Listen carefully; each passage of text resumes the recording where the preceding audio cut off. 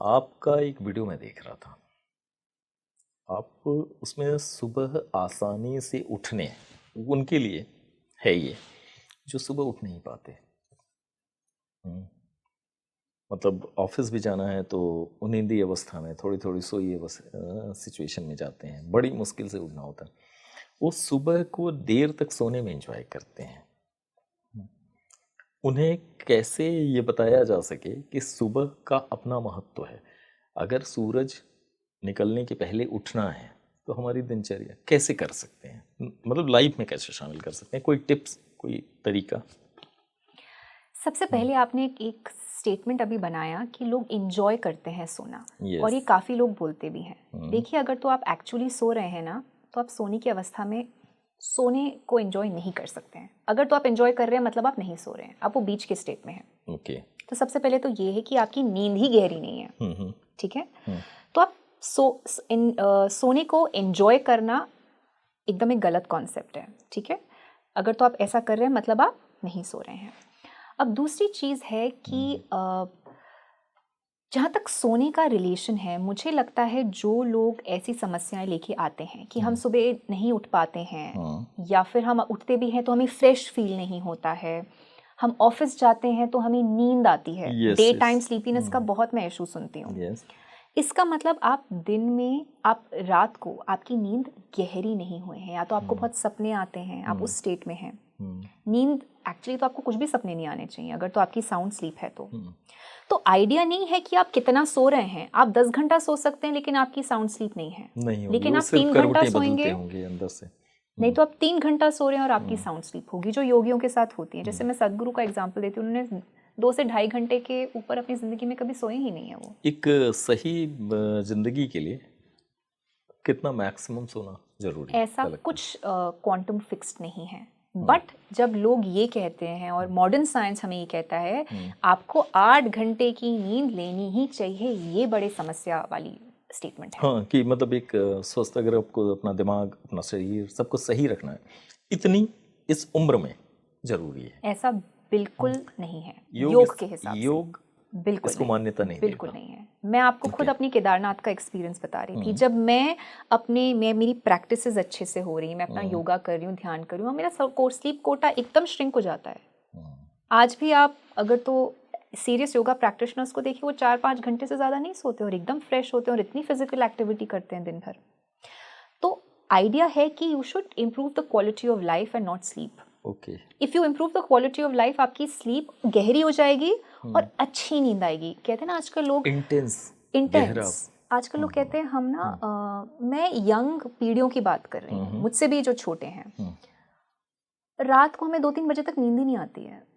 हमारा ध्यान यहाँ वहाँ जाता रहता है, चेन ऑफ थॉट्स, हम उसी में मग्न हो जाते हैं, हम 2-3 बजे तक सो ही नहीं पाते।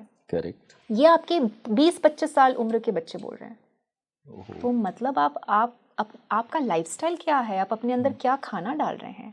तो अब आपने कुछ टिप्स की बात की, मैं बात करती हूँ। सबसे पहले तो अगर तो ये समस्या है, पहली चीज़ आप अपनी फिजिकल एक्टिविटी को बढ़ाइए। आपका जो फिजिकल एग्जर्शन है, जो आपका डेली कार्मिक अलॉटमेंट होता है, वो एग्जर्ट होना बहुत ज़रूरी है। जब आप फिजिकली एग्जर्ट करेंगे, आप खुद ही देखेंगे, आप मेंटली थोड़ा स्टेबल होंगे, आपके थॉट्स कम हो जाते हैं, आपकी नींद गहरी होती है। तो ये आज के ज़माने में बिल्कुल मिसिंग है, physical activity, intense physical activity.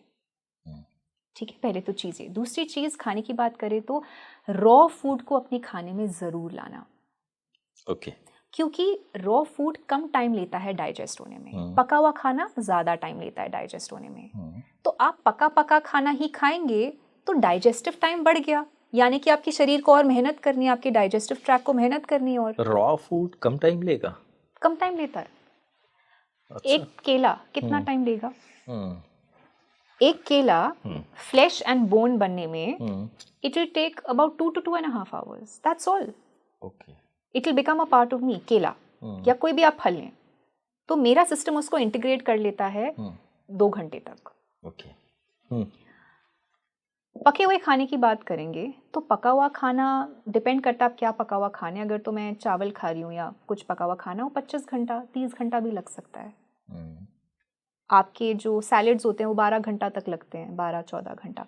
तो raw food takes lesser time और cooked food takes more time, बढ़ जाता है ना। तो आप अगर तो रॉ फूड खाएंगे तो आपके शरीर को कम मेहनत करनी पड़ेगी डाइजेशन में, यानी कि आप अपना एनर्जी प्रिजर्व करेंगे।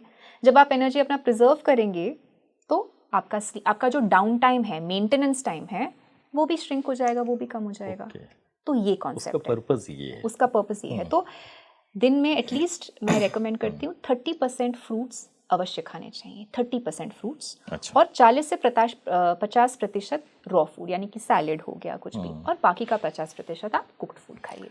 श्लोका, अगर दुनिया के किसी भी हिस्से में आप रहते हो, आप माउंटेन्स पे हैं, आप समुद्र के पास वाले एरिया में हैं, तटीय एरिया जैसे कहते हैं, या आप मैदानी इलाके में हैं, योग क्या सजेस्ट करता है खाना? एक ही तरह का आहार या स्थानिक आहार, यानी कि लोकल आहार, जैसे कि जो चीज़ जहाँ उपलब्धता है, अवेलेबिलिटी है उसका? बिल्कुल। योग हमें दो चीज़ें बोलता है। आप हमेशा जहाँ पर आप रहते हैं वहाँ का खाएं, और वो एरिया कितना होना चाहिए वो भी मेंशन किया है। तो हम कहते हैं योग में ऐसी प्रिस्क्रिप्शन है कि अगर तो एक दिन में आदमी एक डिस्टेंस चल पाता है, अगर तो लेट्स से मैं 30 किलोमीटर्स या 50 किलोमीटर्स चल पाती हूँ एक दिन में, तो उसका रेडियस की एरिया से मैं अपना खाना ले सकती हूँ। That's interesting, very interesting मैं इंग्लिश में concept. इसको बताती हूँ, मैं ज़्यादा बेटर बोल पाऊंगी। The distance a man can cover in a single day is the radius of area from which the person can procure their food. क्या बात है, बिल्कुल डिफरेंट कॉन्सेप्ट मुझे आज पता चला खाने के बारे में, कि हमें आहार में क्या होना चाहिए। हमारी एक दिन में जितनी दूरी हम तय कर सकते हैं, उस पर्टिकुलर एरिया में क्या चीज़ सुलभ है, वो हमारे आहार का हिस्सा हो सकता है। Locally, correct. और इसका क्यों ऐसा होता होगा आप बता सकते हैं? बताएं आप। धरती। ओके। आप धरती से जुड़े हैं। आपके शरीर में 12% अर्थ एलिमेंट है। हम पंच धातु पंच महाभूत का कॉन्सेप्ट। आपके शरीर में जो धरती है और मदर अर्थ कनेक्टेड है। अभी आप और मैं बात कर रहे हैं, हमारी बॉडी का इंटरैक्शन मदर अर्थ से हो रहा है, लेकिन आपको और मुझे वो सेंसिटिविटी नहीं है। तो वो इंटरैक्शन उतने एरिया तक ही लागू रहेगा। उसके बाद मैं न्यूजीलैंड का कीवी खाती हूँ या मैं कहीं का ड्रैगन फ्रूट खाती हूँ, जो आजकल एग्जॉटिक फ्रूट्स काफी बिके जा रहे हैं इंडिया में, स्टेटस सिंबल हो गया है, वो तो मुझे कोई लाभ ही नहीं देना उसमें क्या न्यूट्रिशन वैल्यू होगी मेरे लिए। न्यूजीलैंड वाले के लिए फैंटास्टिक। तो इसलिए सीजनल ईटिंग, लोकल ईटिंग का उतना महत्व है।